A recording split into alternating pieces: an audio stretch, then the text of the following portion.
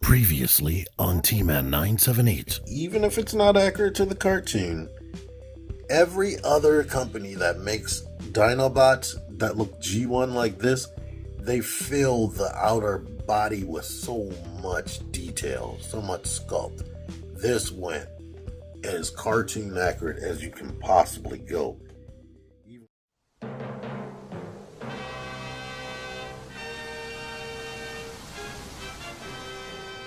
T-Man 978 Chill Review.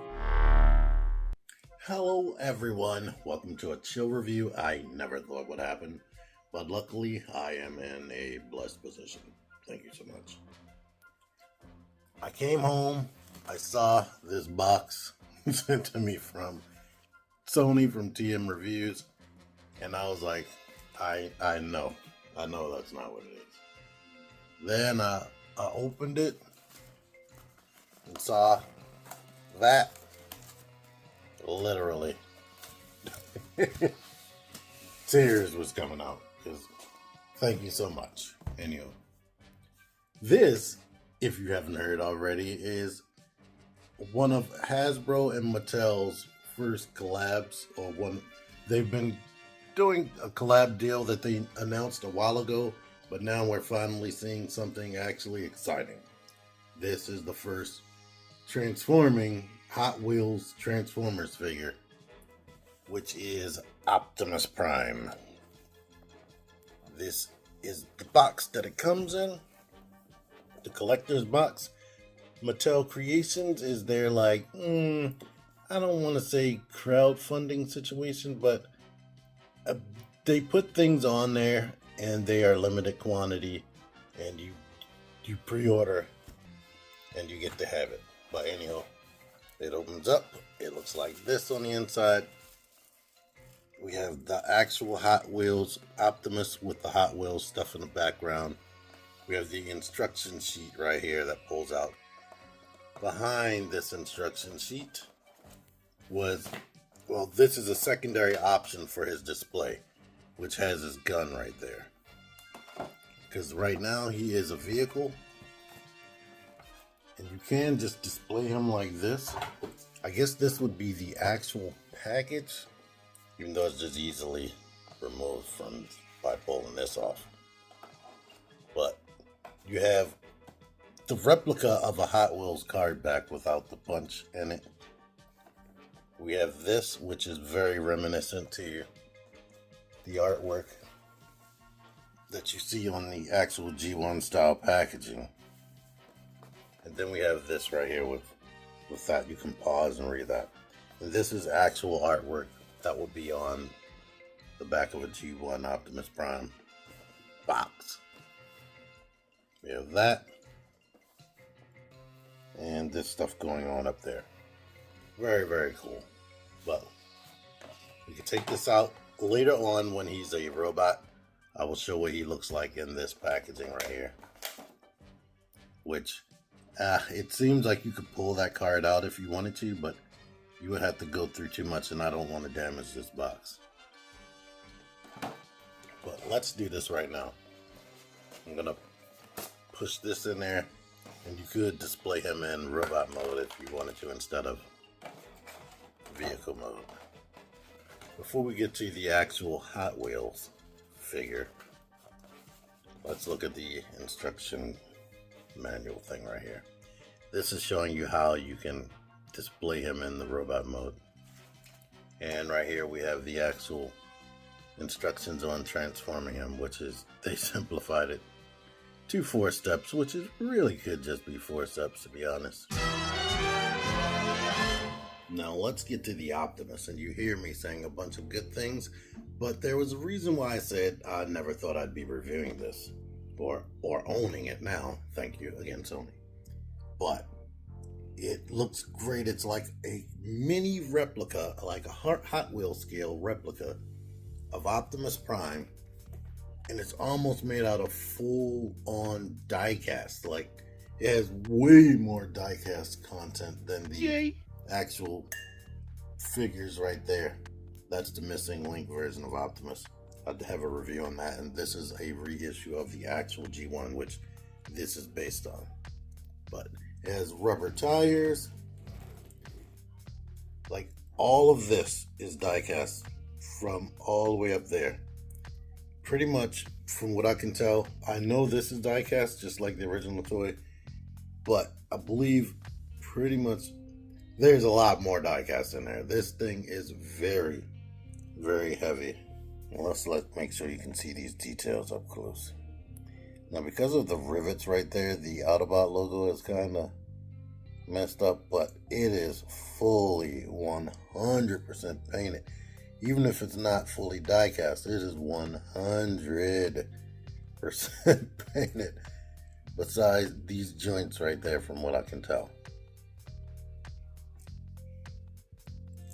Like, and I know that's definitely plastic, but yeah, it has the long stacks. It's been a while since they've been able to do that. Looking at this guy, I think he has longer stacks. But yeah, he still has the feature where this opens up. There is no seat in there this time. He used to have 2 seats right here, but you can store his fist. Right here he is with the unofficial Transformer, New Age Toys version of Prowl, which is a small vehicle. So we can see they're roughly close to the same length. The Prowl is longer. And here's an official Transformer, the core class Bumblebee from, I think, was this the first Buzzworthy Bumblebee? I can't remember. Where he came with a spike. I have some Hot Wheels somewhere, but Lord knows where they are. If you own this, which a lot of people do, this is a tiny figure, you should have some idea. It's basically the same length as a Hot Wheels car.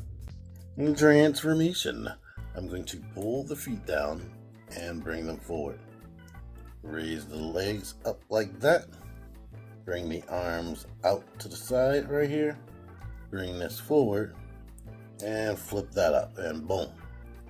He is transformed after we get his fist right here, which do have sculpted in thumbs right there. They have a tiny, tiny, scary peg right there that goes into the arm. And voila. Now he is a robot. I'm going to brighten things back up. I darkened it because of Prowl. But look at that. Look at this. Some of this is normally a sticker on the original toy. Feeling it, I can't tell, to be honest with you. I can't tell whether that is a sticker or tampoed on. I can't at all. Like, they have that. It is very reminiscent of the Missing Link Optimus, the toy accurate version. But being toy accurate, it does have the yellow eyes. Now, they couldn't get the silver paint in between his eyes. The face isn't 100% toy accurate, because I guess at this scale they probably couldn't. Or it might be just because of the paint. It should have silver between the eyes. But the head is fully filled in. The back is open, just like the original toy. I believe the original might have had a bigger opening. They even put that fake, he has a screw back there in the original toy from what I can remember. They put a fake version of that. Things that are different. On the original toy, when the legs come down, they kind of like spread apart so that they're way further apart than they are right now. Let's see something. It's about the same. What's another thing that's different? He has actual head rotation. You could not rotate on the original figure. He has this articulation right here. The arms don't really come forward at the shoulder. I've been pulling at this and pulling. They are kind of back a little bit. But he can go outward if you do this. You still have the swivel and 90 degrees of bend in the elbow. Of course, the fist can swivel because they're on a peg. and it still has the ability to bend the knee a little bit, even though that is basically worthless. Here it is at a wide angle with the leg back. That's about the best leg articulation you're gonna get out of this guy. They do not come forward. Here is his gun, which looks just like the original. It has the actual handle that a person would actually hold, but then you have the peg that Optimus holds. So they worked that into the cartoon. In the cartoon, he held it right here, and then he used the other hand to hold this handle. But he holds it just like the original toy, which is cool. Here is some unofficial action again with the new age version of Jazz I still have laying here, and the Magic Square Optimus, which is super duper cartoon accurate. And here he is next to the actual G1 style stuff. Now this reissue Optimus is pretty much not painted. He does have the sticker detail that is very similar, but different colors. This is way more like cherry red. This is a brighter red. Its main paint it has is on the chest and the feet. The rest of it is basically plastic and stickers, besides any chrome you see. They have a very similar gun.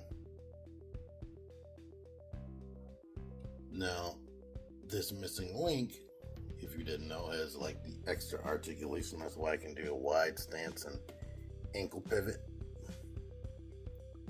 This is the cartoon version, it's supposed to be.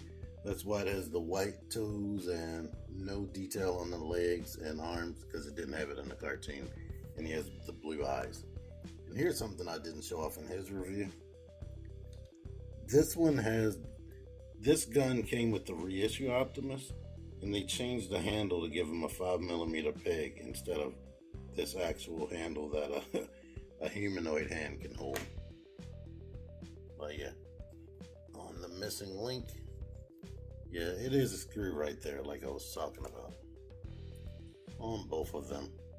It's more designed to look like that. But, you know what, did I compare these in their review? But his back is more closed in like I remember. Just slightly. But this is more closed in as well, to be honest. But it is cool to have a shrunken down, actual G1 style Hot Wheels Optimus.